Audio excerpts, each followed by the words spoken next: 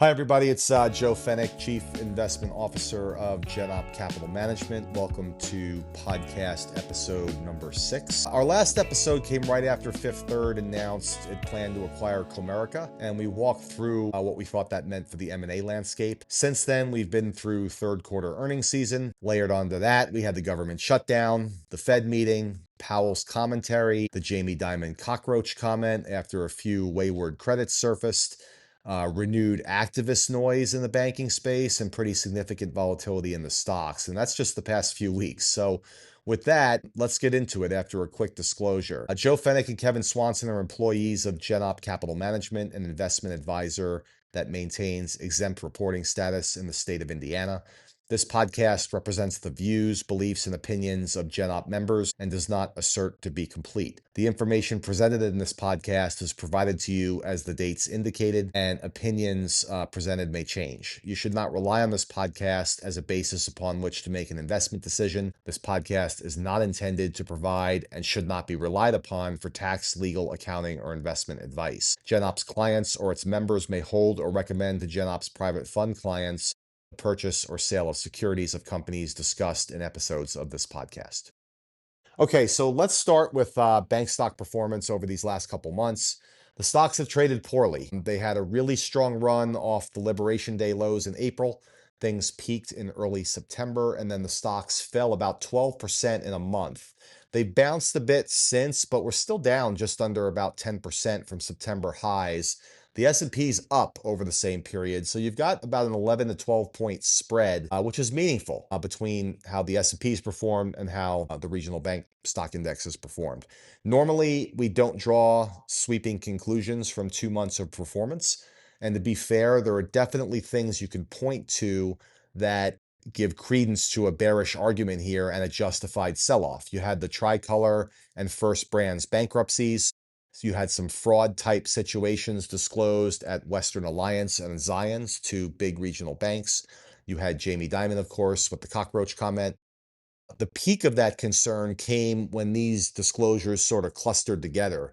The worst of it coalesced in that 6% plus down day in one day in the regional bank index in mid-October. So that's really the bear case in a nutshell.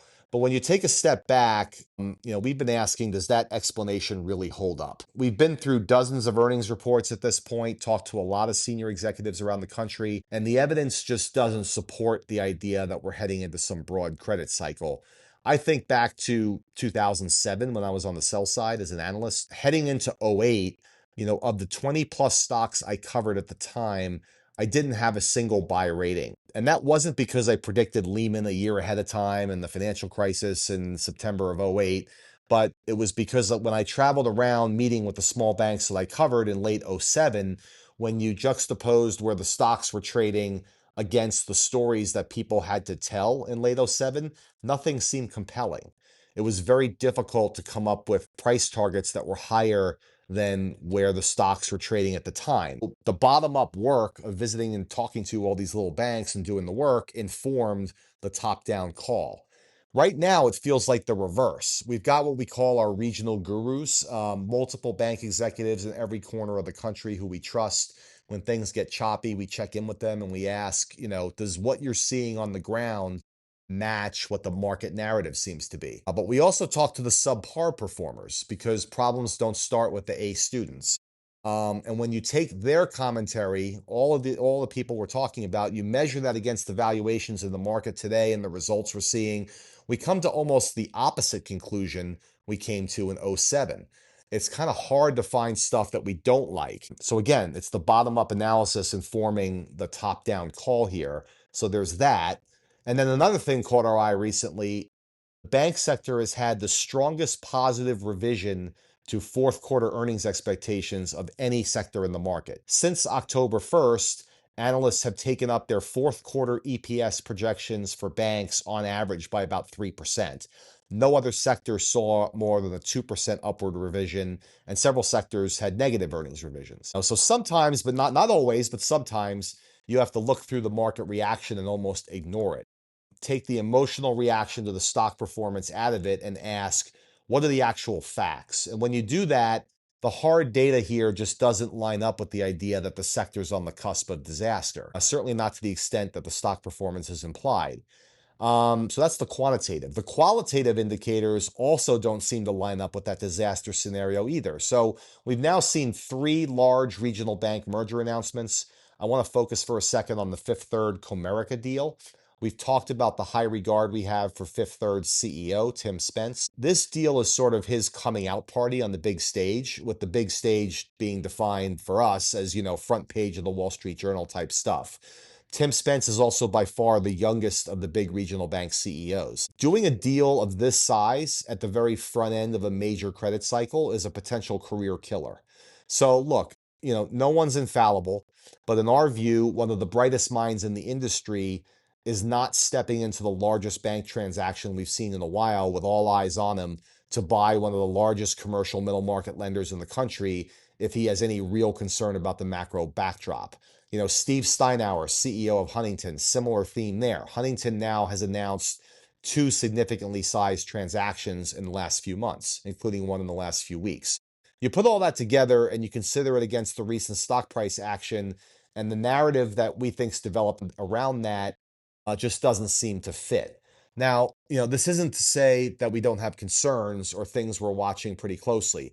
We're very wary about some of the things we've seen in private equity and private credit, and the regulated banking system certainly isn't immune to what's taking place there. We're going to do a podcast episode on that at some point soon. So the point isn't that there are no warning signs, it's just that the totality of what we've seen and heard doesn't support the idea that we're on the verge of some credit conflagration, right? So what else could be going on here? So, we've talked about this before we even launched the fund for several years on the sell side, and that is that the '08 financial crisis really changed everything. The response to that crisis pushed monetary and fiscal policy into totally unprecedented territory. You see the fiscal side and the federal debt. On the monetary policy side, the big tell is the size of the Fed's balance sheet. Before '08, it was under $1 trillion. A few years later, it was $4 trillion in response to the '08 crisis. Then COVID hits and it goes to $9 trillion.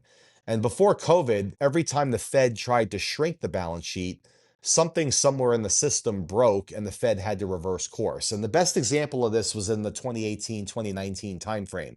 The Fed started quantitative tightening, QT, and bank stocks fell pretty sharply in the back half of 18. That all sort of culminated in the repo market blow up in September of 2019. It was pretty serious, but it was short-lived, right? Because the Fed moved immediately to restart a light form of QE. And markets stabilized and bank stocks drifted higher from there into early 2020 with COVID. At the core of what happened in that repo crisis was some key money market rates spiked. And the one I would point to is SOFR, the secured overnight financing rate. SOFR went from 3% to 9% in 2 days back then.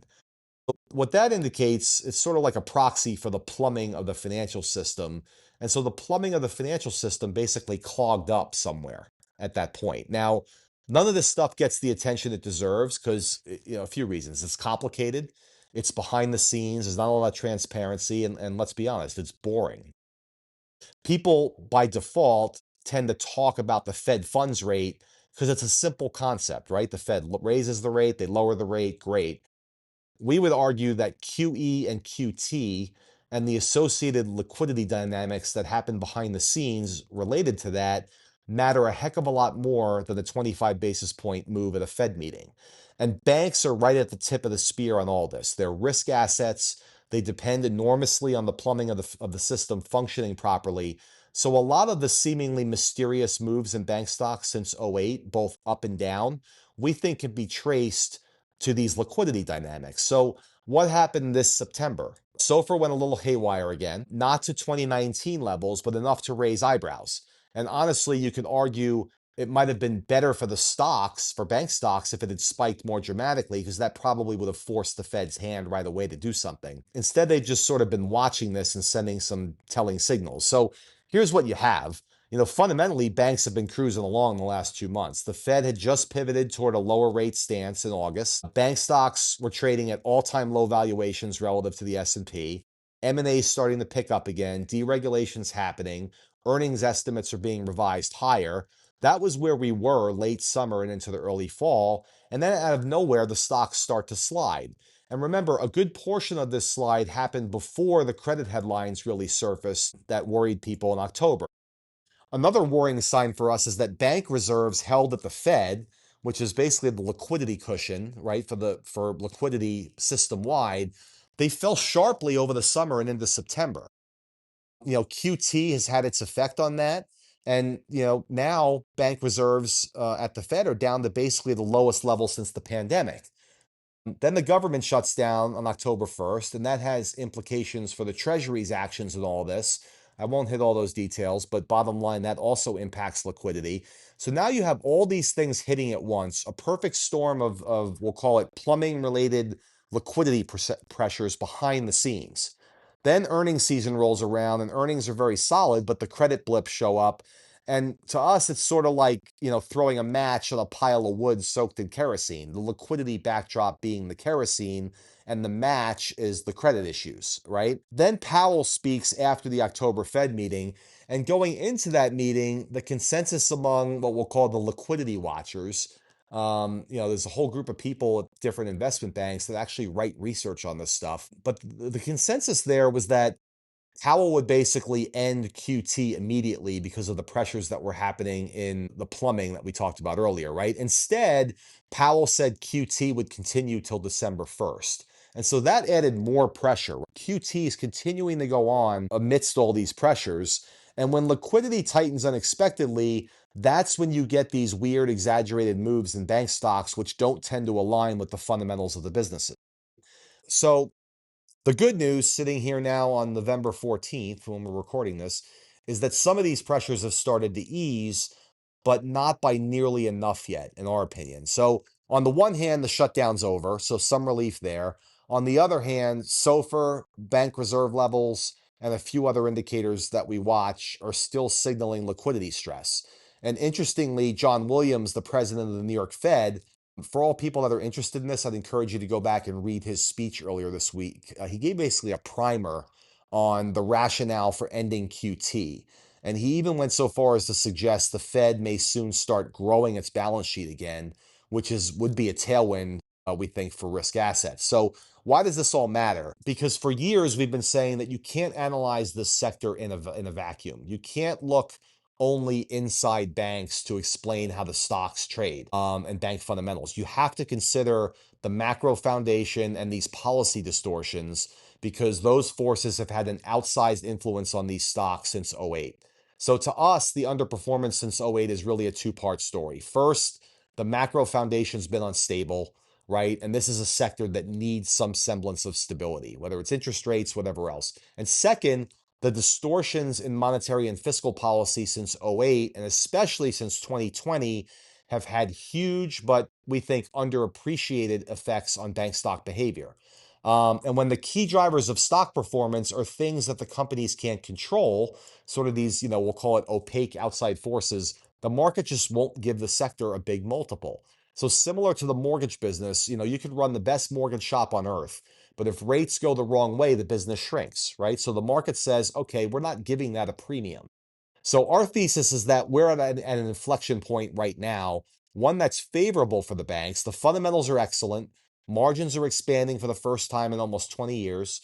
Regulations loosening, M&A is picking up, bank stocks are extremely cheap, while the overall market is very expensive by historical measures. So everything tied to the fundamentals of this sector is pointing in the right direction. That's the upside.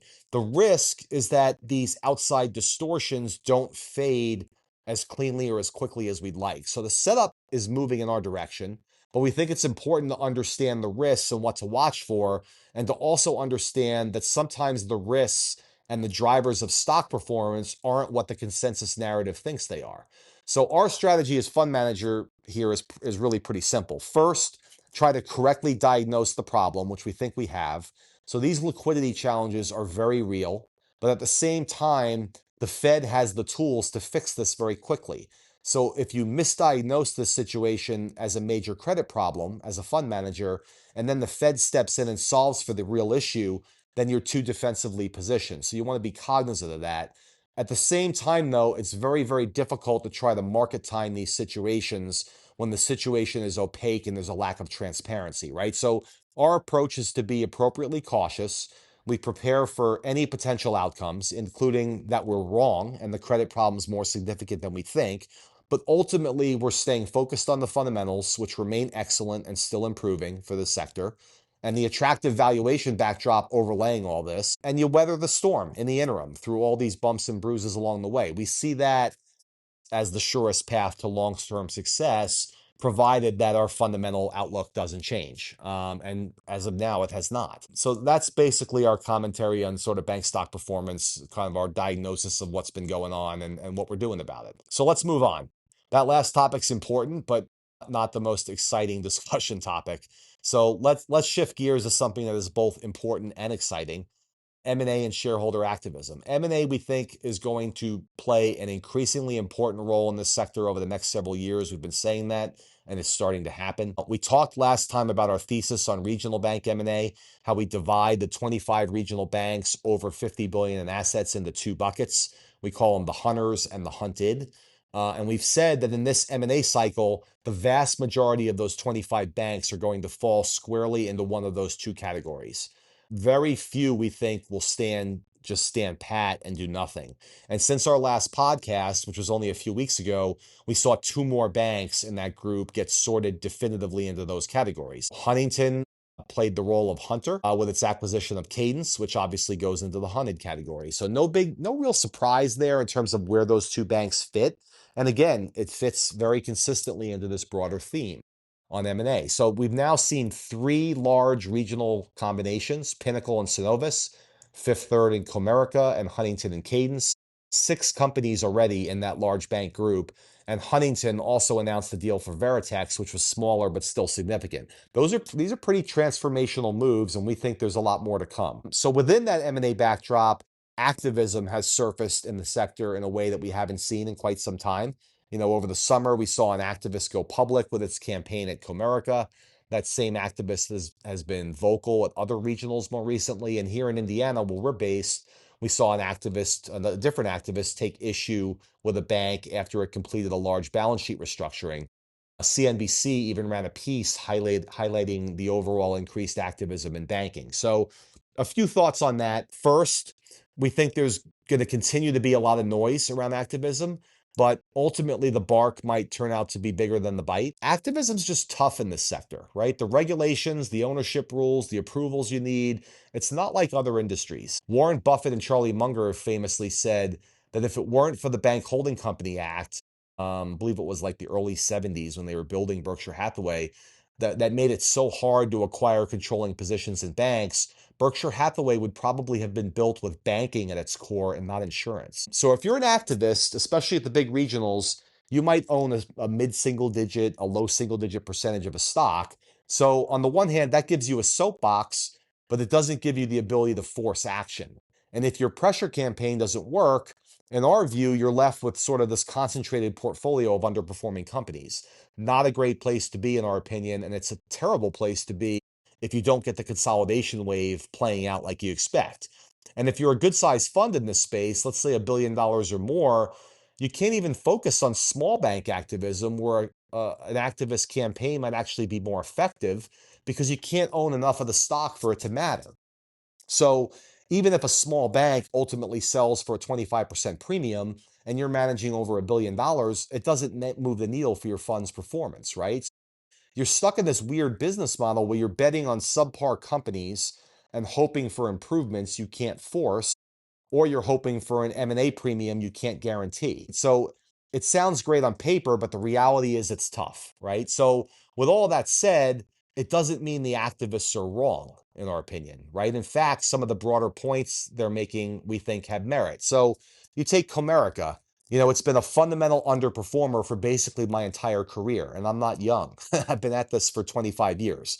The stock was just below $70 per share in the late 90s when I started in this business, and it just sold last month in 2025 for just over $80.